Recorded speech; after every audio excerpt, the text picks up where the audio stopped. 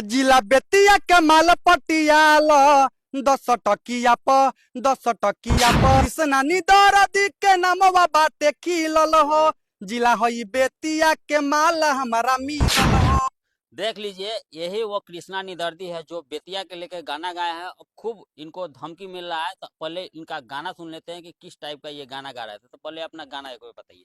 जिला बेतिया के माल पटियाल 10 टकिया प धके ओठावा में ओठावा सटाल 100 टकिया प देखी ब्यूटी के गजबे गोराई जाला लइका इहाँ के पगलाई तोहे देख के गोरे गोरे गलिया प जिला बेतिया के माल पटियाल 10 टकिया प।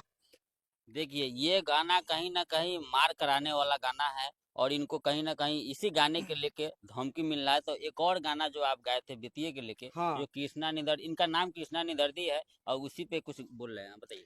कृष्णा निदरदी के नामवा बाटे खिलल हो।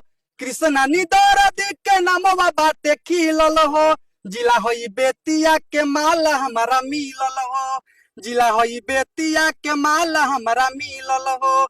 चलेली ढोरिया उघार के उछिलल हो। जिला हई बेतिया के माल हमारा मिलल हो।